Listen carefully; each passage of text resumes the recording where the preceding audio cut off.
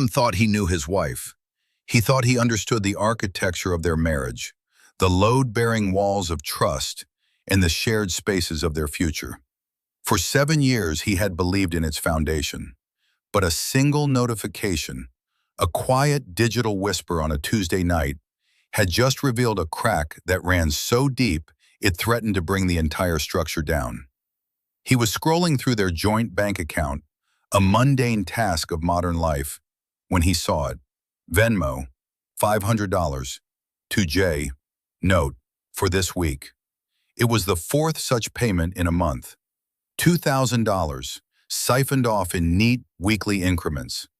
Amelia, his wife, was confident in her discretion. What she didn't know was that her husband, the man she and her family treated as a quiet, modestly successful architect, was the silent owner of the firm that held the mortgage on her father's ostentatious home, the debt on her brother's luxury car, and the lease on the very building where her father's prestigious law firm operated.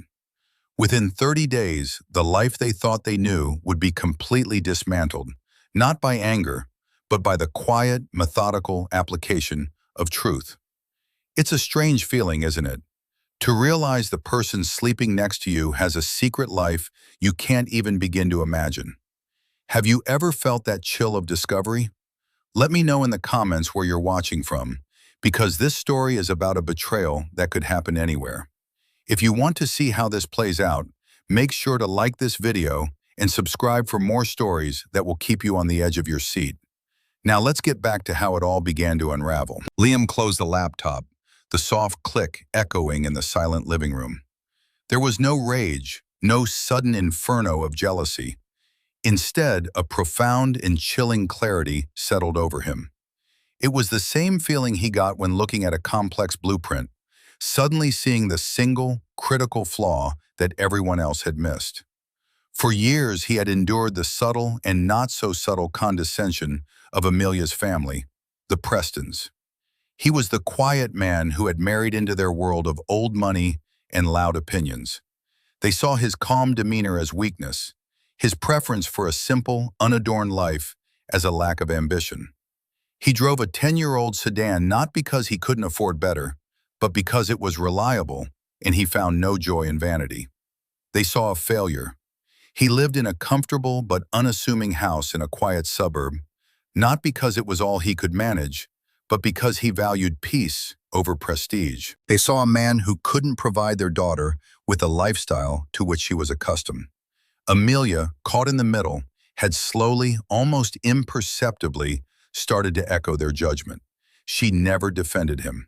When her father Richard would make a cutting remark about Liam's little drafting projects, she would offer a tight, apologetic smile. When her brother Julian, the presumptive Jay from the Venmo transaction, would mock Liam's choice of vacation spot, the mountains, how quaint, were summering in Monaco, of course, she would simply change the subject, leaving Liam to absorb the insult alone. Her silence was a constant, low-grade betrayal, and these weekly payments were simply the financial manifestation of it. It was a tax he was paying for not being one of them, a secret subsidy from his own household to prop up the very people who disdained him. Who was Jay? The initial J could have been anyone, a ghost in the machine of their finances. But Liam was a man who dealt in facts and structures, not wild assumptions. Julian was the most likely candidate. Julian, the golden boy, who had a taste for European cars and designer watches, but a resume as thin as onion skin. He flitted from one startup idea to the next, each one funded by a mysterious wellspring of capital that Liam now suspected was, in part, his own. $2,000 a month. It wasn't a life-altering sum for Liam, which was the deepest irony of all. The portfolio he managed under a pseudonym, built from a small inheritance he'd received in his early 20s, and nurtured with a preternatural skill for market analysis, was vast. He had started his own architectural firm years ago under a different name, a boutique agency that handled discreet, high-value commercial projects, and had since sold it for a fortune, retaining a controlling interest through a holding company. He now worked as a consultant for that same firm, a title that allowed him to keep his mind sharp without the daily burdens of management. It was a simple, elegant solution that gave him freedom and anonymity. He had never hidden this from Amelia. He had simply never advertised it. When they met, she was drawn to his quiet confidence, not his bank balance. He had assumed she valued the man, not the portfolio. He had wanted to build a life on a foundation of genuine affection, not financial convenience. Now he wondered if he had only been deceiving himself. He didn't confront her. Not yet. A reactive move was a weak move. He needed more information. He needed to understand the full scope of the deception. He would wait. He would watch. He would attend the upcoming Preston family Sunday dinner, an ordeal he usually dreaded, but now saw as a fact-finding mission. He would sit at their grand mahogany table, eat their over-salted roast, and listen to their casual insults. But this time, he would be listening for the harmonics of the lie. He would observe Julian's new watch, or listen for talk of Richard's latest club membership dues. He would watch his wife's face as she navigated the treacherous currents of her family's approval. He would be the quiet architect in the corner, but in his mind he would be drafting the blueprints of their undoing. He picked up his worn leather portfolio from the coffee table. It looked unassuming, filled with sketches and notes. Tucked into a hidden sleeve inside, however, was a single, folded document, the deed to the commercial property at 1420 Elm Street, the property that housed Preston and Sons Legal. Richard Preston paid his rent every month to a numbered corporation. He had no idea he was paying it to his son-in-law. Liam felt the crisp paper through the leather. It wasn't a weapon. It was a fulcrum, and the entire, bloated weight of the Preston family ego was resting right on top of it. The Sunday dinner was precisely the performance of condescension he had anticipated. The Preston home was a monument to insecure wealth. Corinthian columns flanked a front door that seemed too large for the house, and the foyer was dominated by a portrait of Richard that was at least 20% more flattering than reality. The air smelled of lemon polish and a faint, cloying potpourri. As Liam stepped inside, Richard greeted him not with a handshake, but with a firm, proprietary clap on the shoulder that was less a welcome and more an assertion of dominance. "Liam, good of you to make it," Richard boomed, his voice echoing in the marble-floored hall. "Amelia said you were bogged down with what is it this time? A garage renovation?" "A community library, actually," Liam replied, his voice even and calm. He met Richard's gaze without flinching. Richard chuckled, a dry, rustling sound. "A library? How noble! Not much money in books these days, I suppose, but it must be very fulfilling for you." The dismissal was as polished as the silverware laid out on the dining table. It was a familiar move in their verbal chess match, an opening gambit designed to put Liam on the defensive. In the past, it had worked. Tonight, Liam simply felt like an observer watching a predictable play. Amelia drifted over, kissing his cheek. Her perfume was a familiar, comforting scent, but tonight it felt like a mask. "Dad, don't tease," she said, her tone light, but there was no steel in it.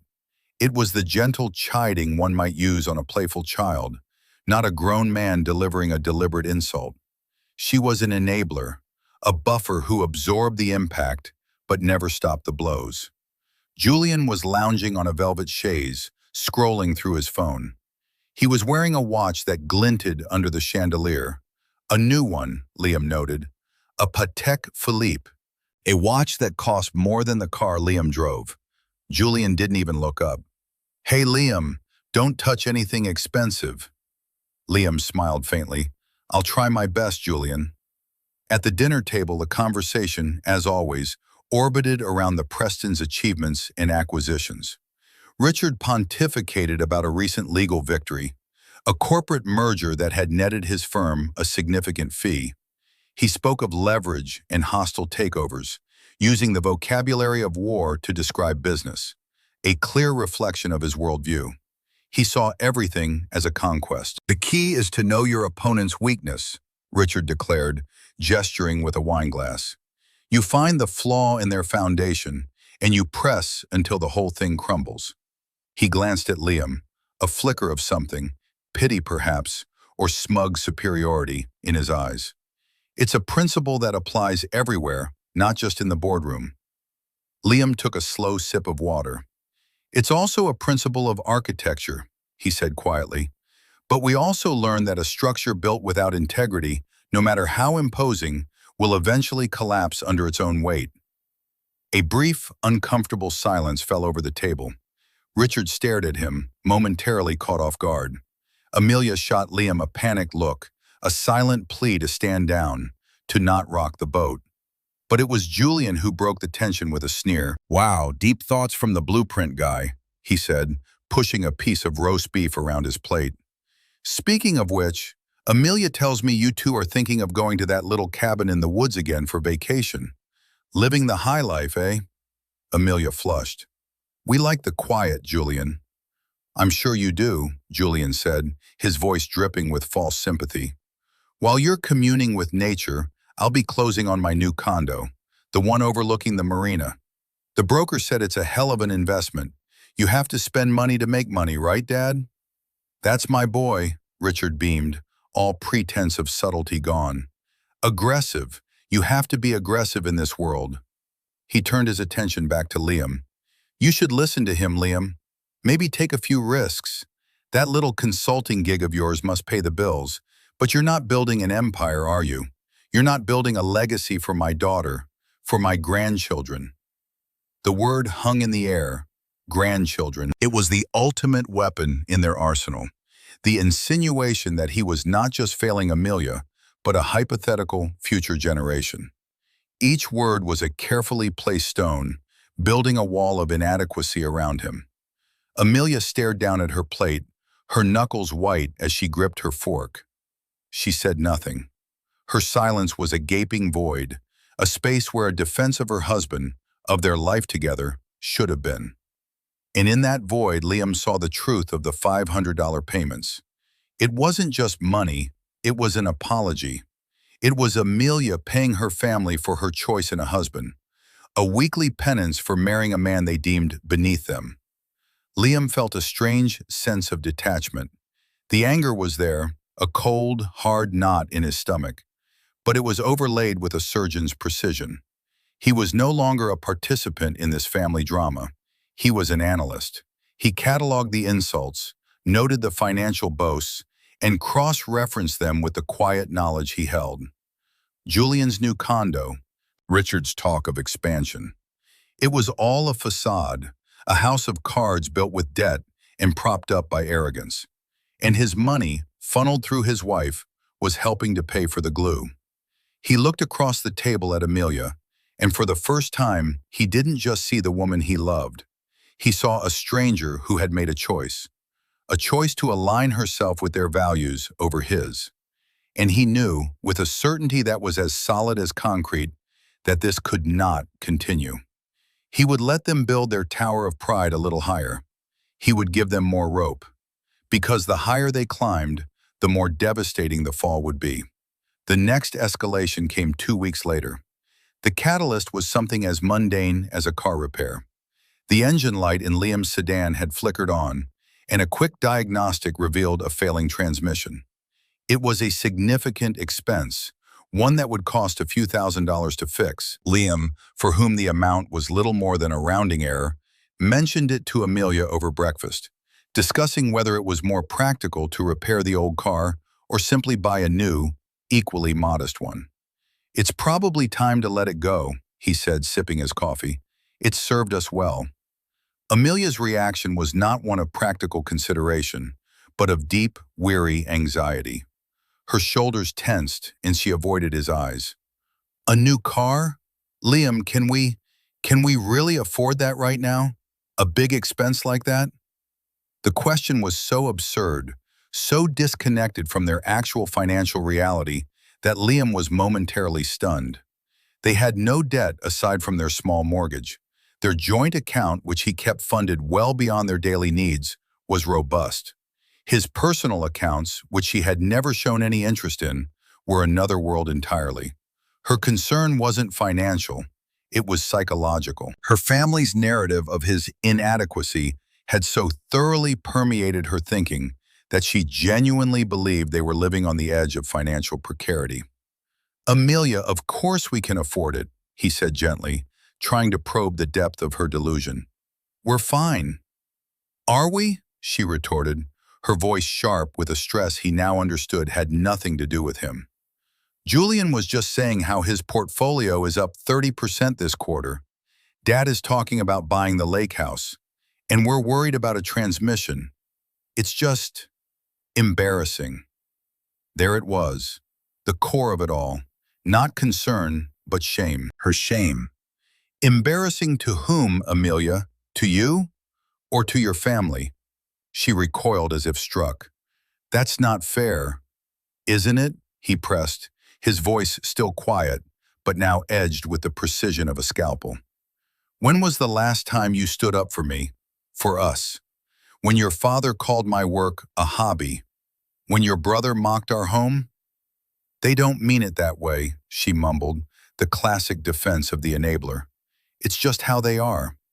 "It's exactly how they mean it," Liam stated, a simple, undeniable fact. "And your silence tells them you agree." The conversation ended there, unresolved, a toxic cloud hanging in the air between them. That weekend, they were obligated to attend a charity gala Richard was co-chairing. It was the Preston's natural habitat, a cavern of performative philanthropy where the size of one's donation was directly proportional to the size of one's ego. Liam hated these events, the forced smiles and the conversations that were little more than exchanges of net worth. He stood in his perfectly tailored but understated tuxedo, a glass of sparkling water in his hand, watching Amelia network. She was in her element, laughing at the right jokes, her smile bright and polished. She looked beautiful, but she also looked like a stranger. Richard and Julian found him by the silent auction tables. "Liam," Richard began, foregoing any pleasantries, "I'm glad I found you. We need to talk." Julian stood beside him, a smug look on his face. "This is more of an intervention, really," he chimed in. Liam simply raised an eyebrow. "Oh? It's about Amelia," Richard said, lowering his voice to a conspiratorial rumble. "She's worried. We're all worried. This life you're providing for her, it's not enough. It's not what she deserves. She's a Preston. She's used to a certain standard." "And what standard is that?" Liam asked, his composure unwavering. "The standard of a winner," Julian cut in, puffing out his chest. "Look, Liam, we're not trying to be jerks here. We just think you need a little help, a push in the right direction. Dad and I were talking. We have a friend who runs a car dealership, a high-end one. We could co-sign a loan for you, get you into a decent Mercedes, maybe a BMW, something that doesn't scream, 'I've given up on life.'" The offer was so breathtakingly arrogant, so profoundly insulting, that Liam almost laughed. They weren't just criticizing him, they were offering to indebt him to their world, to make him a literal dependent on their largesse. It was a power play of the highest order. "Let me see if I understand," Liam said, his voice dangerously soft. "You believe the solution to my perceived lack of success is for me to go into debt, with your help, to purchase a depreciating asset I don't need, solely for the purpose of projecting an image of wealth you believe I should have." Richard looked flustered. "You're twisting my words. It's about appearances.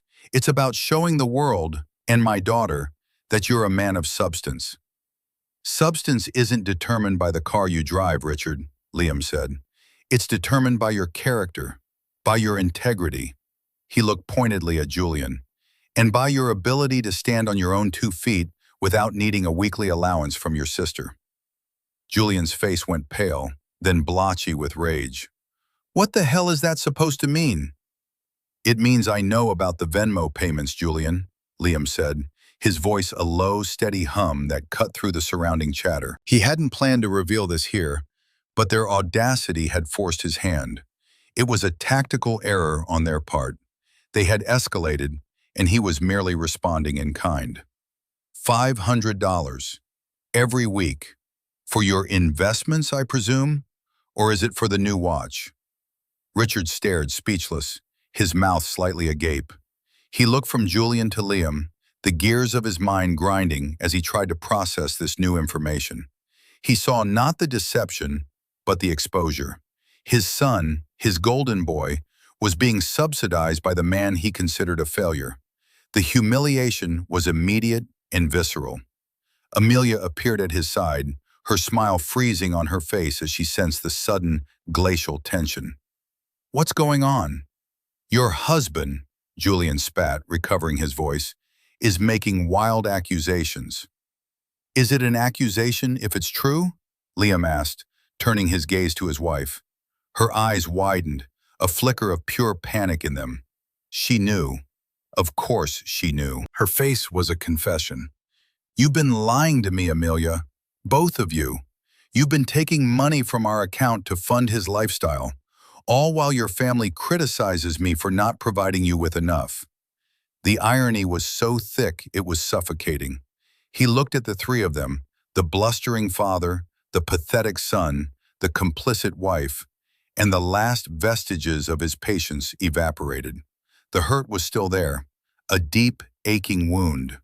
But now it was surrounded by a wall of cold, hard resolve. They had mistaken his kindness for weakness. They had mistaken his humility for poverty. They had fundamentally misjudged the man they were dealing with. "This conversation is over," Liam said, placing his glass of water down on a nearby table with a quiet click. "But we will be having another one, very soon." He turned and walked away, leaving them standing there in a frozen tableau of shock and guilt. He moved through the glittering crowd, a man they all overlooked, a man they thought they knew. He walked out of the ballroom into the cool night air, not in defeat, but with the absolute certainty of a man who was about to tear down a rotten structure and build something new in its place. He had the blueprints right in his head. The week that followed was a study in strained silence. At home, Amelia moved around Liam like a ghost, her presence a constant, unspoken question. She made overtures of normalcy, asking about his day, offering to make his favorite dinner, but they were flimsy bridges over a chasm of deceit that had opened between them. She was waiting for him to yell, to demand an explanation, to have the fight that was so clearly simmering beneath the surface. His calm unnerved her more than any outburst could have. He was polite, detached, and observant. He was giving her the space to come clean, to offer a confession or an apology, but she did neither. Her loyalty, it seemed, was still to the secret. Liam, for his part, was methodical. He spent his days in his home office, the door closed. To Amelia, it probably looked like he was immersing himself in work, nursing his wounds. In reality, he was assembling a fortress. He made a series of phone calls, speaking in quiet, authoritative tones to people Amelia had never heard of. His wealth manager, his corporate lawyer, the commercial real estate agent who managed his properties. He was not preparing for a divorce, not yet. He was preparing for a reckoning.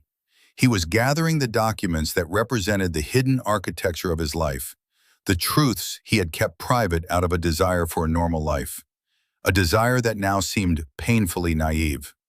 He reviewed the lease agreement for 1420 Elm Street. Richard's law firm, Preston & Sons, was on a 5-year lease with an option to renew. That option was coming up in 60 days. The lease was held by a holding company, Northwood Investments, a deliberately anodyne name. Liam instructed his agent to prepare a notice of non-renewal. He then examined the loan documents for Julian's prize condo. The down payment, Liam discovered through a discreet inquiry, had been a gift from Richard. But the mortgage itself was held by a smaller, private lending institution that his own investment firm had acquired a controlling interest in 6 months prior. Julian was, in effect, paying his mortgage to Liam. Another thread in the web. The final piece was the most personal. Years ago, when Richard's firm had faced a minor liquidity crisis, Liam had, through an anonymous third party, purchased a significant portion of Richard's outstanding business debt. He had done it as a protective measure, a silent safety net for his wife's family, believing it was the responsible thing to do. He had never intended to use it as leverage. The debt was held in bonds, and he now instructed his manager to prepare them for public sale. Selling the bonds wouldn't bankrupt Richard overnight, but it would trigger covenants in his other loans, inviting scrutiny from his primary lenders. It would expose the cracks in his financial foundation to the world. Each move was precise, impersonal, and devastating. He felt a grim sense of purpose, like a surgeon preparing to excise a tumor. This wasn't about revenge in its petty, emotional sense. It was about restoring balance. It was about demonstrating, in the only language the Prestons understood, the language of power and money, the profound error of their judgment. They had built their identities on a flimsy scaffold of perceived superiority, and he was about to kick it out from under them. The third and final humiliation, the one that solidified his resolve, occurred that Friday. Amelia announced that her parents were hosting a small, impromptu dinner. "Just family," she had said, her eyes pleading with him. "Dad wants to clear the air." Liam knew it wasn't an apology tour. It was a damage control session. He agreed to go, knowing it was the stage he needed for the final act. When they arrived, the atmosphere was thick with a cloying, false congeniality. Richard was effusive, pouring Liam a glass of his best scotch. Julian was uncharacteristically subdued, avoiding eye contact. Even Amelia's mother, a woman who usually floated through family events in a cloud of detached indifference, seemed tense. They sat down to dinner, and Richard, after a few minutes of strained small talk, cleared his throat. "Liam," he began, adopting a tone of magnanimous paternalism, "I think we got off on the wrong foot the other night. Tempers flared. Things were said. I'm willing to chalk it up to a misunderstanding." "There was no misunderstanding, Richard," Liam replied calmly. "Everything was perfectly clear." "Now see, this is what I'm talking about," Richard said, his bonhomie already fraying. "You're too sensitive. Julian is young. He makes mistakes. And Amelia, well, a wife's first loyalty is to her family. She was trying to keep the peace, helping her brother out. It's admirable, in a way." "She was lying to her husband to subsidize her brother's lifestyle," Liam corrected him, his voice flat. "And you are defending it." "It was $500 a week," Julian burst out, his frustration boiling over. "It's nothing. You're making a federal case out of pocket change. It just shows how small-minded you are. You don't understand how money works in our world." "Oh, I think I'm beginning to," Liam said. He reached into the inner pocket of his jacket and pulled out his phone. He tapped the screen a few times and then slid it across the polished mahogany table toward Richard. On the screen was a simple portfolio summary. It showed only the name of the holding company, Northwood Investments, and its current valuation. The number had 9 zeros. Richard squinted at it, his brow furrowed in confusion. "What is this, some kind of stock-picking app?" "That's my company, Richard," Liam said quietly. "One of them." The silence that descended was absolute. It was heavier and more profound than any that had come before. Julian stared, his mouth half open. Amelia looked from the phone to Liam's face, a dawning horror in her eyes. Richard picked up the phone as if it were a foreign object, his eyes scanning the number again and again, as if trying to will the zeros away. This is a joke," Richard finally stammered. "A prank." "Do I seem like a man who jokes about such things?" Liam asked. He reached into his leather portfolio, which he had placed on the chair beside him, and pulled out a single sheet of paper. He slid it across the table. It was a copy of the property management statement for 1420 Elm Street. It showed the monthly rent payment from Preston and Sons Legal and the recipient account, Northwood Investments. "You've been my tenant for the past 4 years," Liam stated. "You pay your rent to me." He then looked at Julian. "Your mortgage application for the condo at the marina was approved by a subsidiary of my firm. You pay your mortgage to me." He let the words hang in the air, each one a hammer blow to their reality. He finally turned his gaze to his wife. Her face was ashen. The man she thought she was protecting her family from, the man she was ashamed of, the man she was secretly subsidizing her brother against, was the very foundation they were all standing on. A foundation they had been trying to dynamite for years. The Venmo payments were never about the money, Amelia, he said, his voice laced with a sorrow that was deeper than anger. I would have given it to him freely if he had just asked. If you had just asked. It was about the deceit. It was about the disrespect. It was about the choice you all made every single day to treat me as less than, to see me as a failure, a stepping stone, a problem to be managed. He stood up from the table. The quiet before the storm was over. The storm had just made landfall. We're going to have a conversation now, not as in-laws, not as a husband and wife hiding behind secrets. We're going to have a conversation about facts, about consequences, and about the future. A future that, for all of you, has just been fundamentally reassessed. The immediate aftermath of the revelation was a symphony of sputtering denial and panicked backpedaling. Richard Preston, a man whose entire identity was built on the projection of control and authority, looked like the foundations of his world had been liquefied. He stared at the documents on the table, the portfolio summary, the rent statement, as if they were written in an alien language. This can't be right, he stammered, his face a mottled red. There must be some mistake. You're an architect, a consultant. I am an architect, Liam replied, his voice a calm anchor in the turbulent room.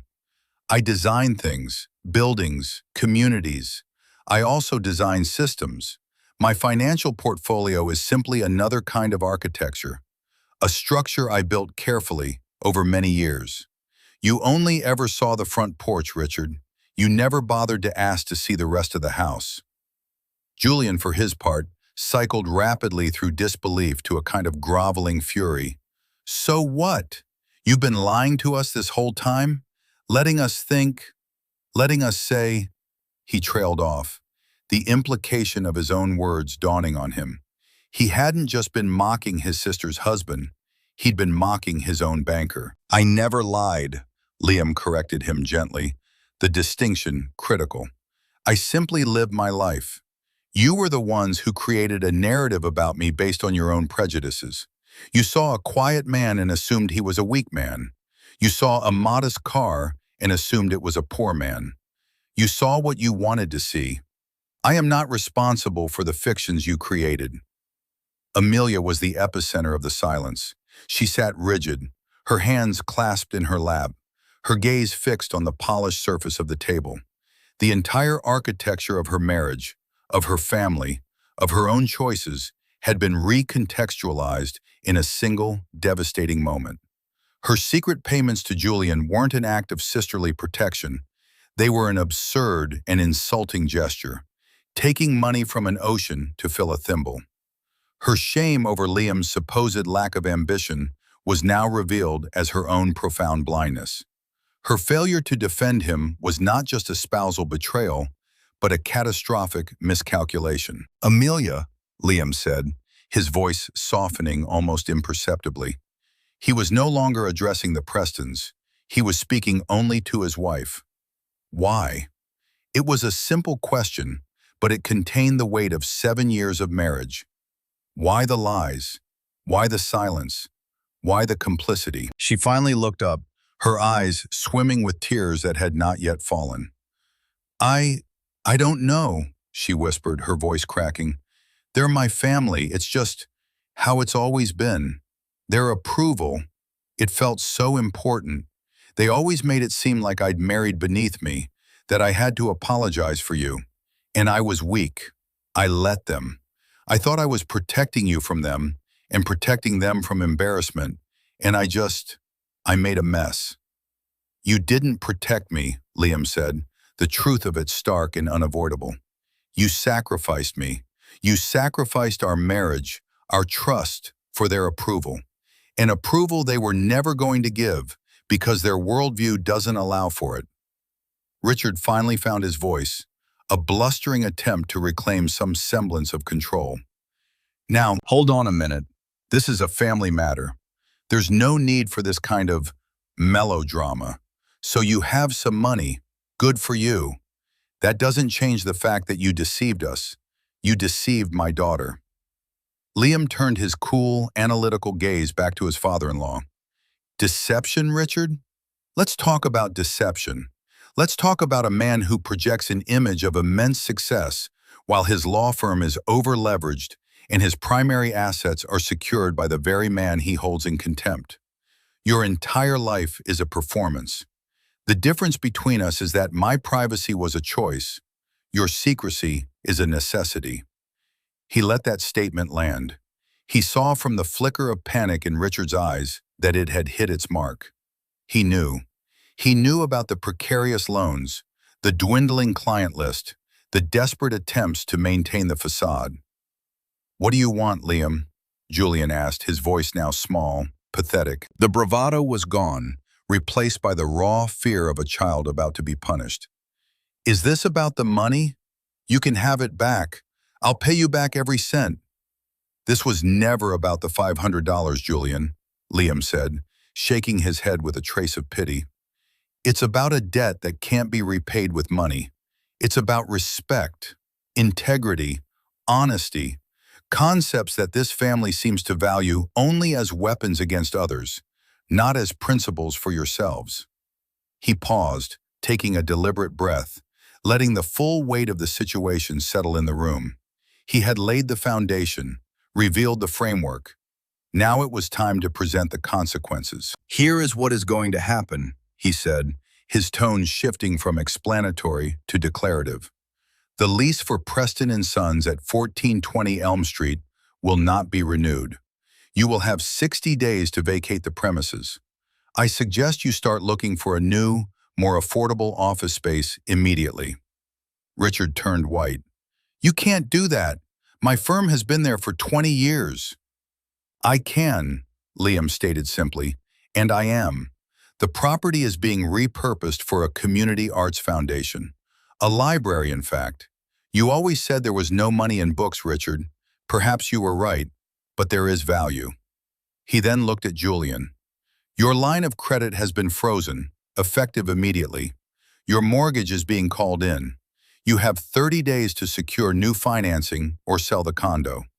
Given your credit history and lack of verifiable income, I imagine the latter will be your only option." Julian looked as if he'd been physically struck. The condo, the symbol of his supposed success, was being ripped away. Finally, Liam turned back to Amelia. Her face was a mask of despair. This was the moment of truth, the point at which their shared life would either shatter completely or begin the long, painful process of being rebuilt on a new, honest foundation. "And us, Amelia," he said, his voice quiet again. "You and I have a decision to make. You have a choice. You can stay here, in this house, and cling to this broken, dishonest life your family has built. Or you can leave with me, right now, and we can begin to see if there is anything left of our marriage to save. But if you walk out that door with me, you need to understand that this part of your life, the lies, the deference to their toxic values, the apologies for who I am, is over. Forever. The choice is yours." He didn't wait for her answer. He turned, picked up his leather portfolio, and walked toward the front door, the sound of his footsteps echoing in the stunned silence of the Grand Preston home. He would not force her. He would not plead. The structure of their marriage had been exposed as faulty. Now he would see if she was willing to help him build a new one. The days that followed the confrontation were a slow, painful unfolding of consequences. Amelia had chosen to walk out the door with him. Her departure was silent and tearful. She had simply stood up, looked at her father and brother one last time with an expression of profound, dawning disillusionment, and followed her husband out into the night, leaving the ruins of her old life behind her. Their conversations in the car and upon returning to their quiet, unassuming home were not about forgiveness, not yet. they were about confession. Amelia, finally free from the gravitational pull of her family's expectations, began to talk. She spoke of a lifetime of feeling inadequate, of her father's conditional love being tied to status and success, of her brother being praised for his arrogance, while her own quieter ambitions were dismissed. Marrying Liam, a man of substance but not of show, had been her one act of rebellion, but she had lacked the strength to sustain it. She had slowly, insidiously been drawn back into their value system, trying to manage their disappointment in him, which was really just a reflection of their disappointment in her. The weekly payments to Julian were a desperate, misguided attempt to buy peace, to prove she was still a loyal Preston, even if her husband wasn't. Liam listened. He didn't interrupt. He didn't absolve her. He simply provided the space for the truth to finally be spoken, knowing that without it, there was no possibility of rebuilding. The betrayal still stung, a deep and persistent ache, but for the first time, he understood its origins. It wasn't born of malice, but of weakness and a lifetime of emotional manipulation. Whether that was forgivable remained an open question. Meanwhile, the Preston Empire began to crumble, just as Liam had predicted. The notice to vacate 1420 Elm Street sent Richard into a frantic spiral. It wasn't just the inconvenience, it was the public humiliation. The address was a part of his firm's identity. Being forced out was a signal to the insular legal and social community that Preston and Sons was in trouble. His attempts to find comparable office space at a price he could afford were fruitless. The reality of his financial situation, stripped of the prestige of his address, was stark. Clients became nervous. Partners began to ask difficult questions. The sale of his business debt on the open market triggered the reviews he had dreaded. The financial house of cards, built on image and leverage, began to sway. Julian's fall was faster and more pathetic. The loss of his condo was a blow from which his ego could not recover. Without the marina view and the designer lobby, he was just another unemployed 30-something with expensive taste.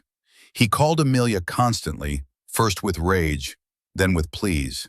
He blamed Liam, he blamed his father, he blamed the world, everyone but himself. He demanded that Amelia fix it, that she use her position as Liam's wife to reverse the decision. "He's your husband," Julian had screamed at her over the phone one afternoon, a call Liam overheard from the other room. "You're supposed to be on our side. You have to convince him." "There are no sides anymore, Julian," Amelia had replied, her voice weary but firm, a tone Liam had never heard her use with her brother before. "There is only what's right and what's wrong, and we have been on the wrong side for a very long time. You need to get a job. You need to grow up." The call had ended with a click, and then, for the first time in days, the sound of Amelia crying. Not tears of guilt or fear, but of grief for the family she had thought she had, and the dawning realization of the family she had actually been a part of. Richard made one final, desperate play. He showed up at their house unannounced one evening. He looked diminished. His expensive suit seemed to hang off him, and the usual arrogant bluster was gone, replaced by a thin veneer of civility that barely concealed his panic. "Liam," he said, standing on their doorstep, "we need to talk, man to man." Liam let him in but had him remain in the entryway. He would not invite this man into the heart of his home again. "There's nothing left to say, Richard." "There's everything to say," he insisted, his voice rising.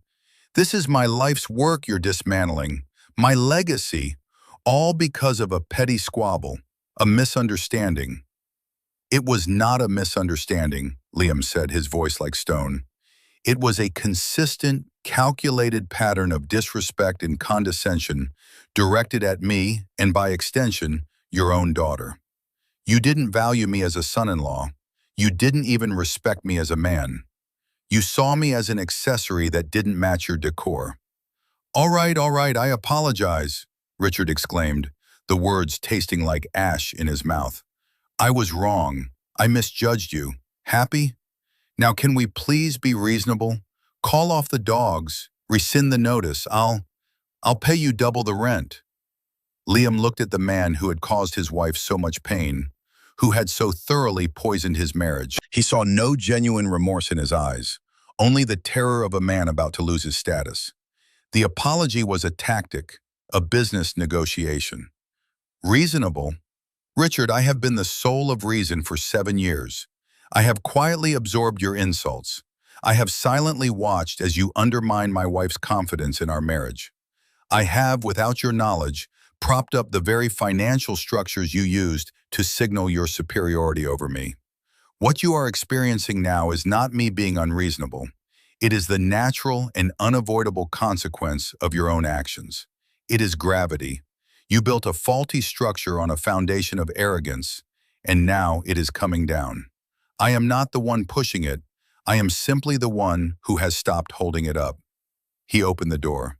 Goodbye, Richard. Richard stood there, speechless for a long moment. Then, with a look of utter defeat, he turned and walked away, a smaller man than the one who had arrived. The great Richard Preston had been dismissed. The months that followed were a period of quiet reconstruction.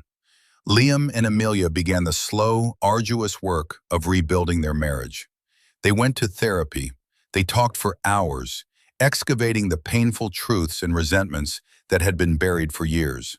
Amelia began to find her own voice, separate from her family's. She started taking courses in landscape design, a passion she had long suppressed because her father had deemed it unserious. She was discovering who she was without the constant pressure of their judgment. Liam, in turn, began to open up his world to her. He showed her the full scope of his work and his investments, not as a boast, but as an act of renewed trust. He explained that his privacy had never been about deceiving her, but about protecting them from the very poison that had seeped in anyway. The idea that a person's worth is measured by their wealth. They were building a new foundation, one based on radical honesty. It was fragile, but for the first time, it felt real. The Prestons' fortunes continued to decline. Richard's law firm downsized dramatically and moved to a cramped office in a less reputable part of town. His reputation was tarnished, and many of his partners left. He and his wife were forced to sell their grand home, the one with the Corinthian columns, and move into a much smaller house. The portrait of Richard was put into storage. Julian, after months of unemployment, finally took a job as a junior sales associate at a mid-range electronics store. He was selling televisions to people he once would have considered beneath his notice. It was, in its own way, a form of poetic justice. They were not destitute, but they were humbled. They were forced to live a life not of poverty, but of normalcy, a state they had long viewed with utter contempt.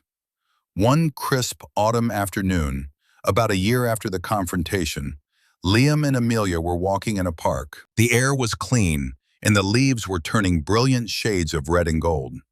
Amelia had just completed her first major landscaping project for a local business, and she was glowing with a pride that was entirely her own. I got a letter from my mother today, she said quietly, breaking a comfortable silence. Oh? Liam asked, his tone neutral. She said Dad finally admitted he was wrong. Not just about you, but about everything. The way he ran the business, the way he raised us. She said Julian is actually doing well at his job. He got a small promotion. He's paying his own rent. She paused, then added, she asked if we would consider coming for Thanksgiving.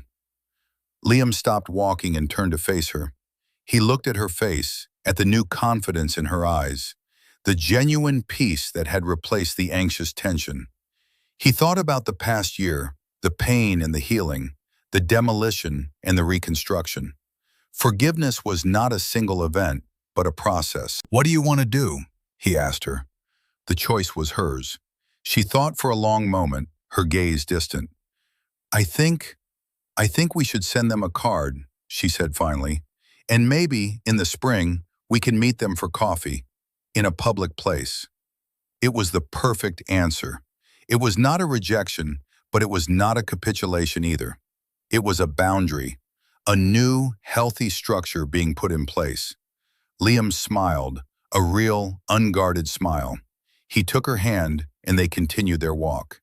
He had learned that true strength wasn't about hidden wealth or secret power. It was about patience, integrity, and the quiet courage to speak the truth, even when it meant tearing everything down. You can't build a lasting structure on a rotten foundation. Sometimes you have to clear the ground, sift through the rubble, and start again, piece by piece, building something smaller perhaps, but stronger and more honest than what came before.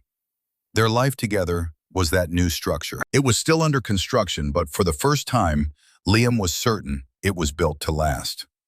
This story is a powerful reminder that a person's true value is not in what they own or how they appear, but in their character and integrity. Arrogance and disrespect create cracks in the foundations of any relationship, and eventually the truth will always bring a faulty structure down. What do you think is the most important lesson from Liam's story? Was his response justified, or should he have handled it differently? Share your thoughts in the comments below. We love reading your perspectives. And if you found this story compelling and want to see more dramas about justice and vindication, please give this video a like and subscribe to the channel. Every subscription helps us bring more of these narratives to light. Thank you for watching, and we'll see you in the next story.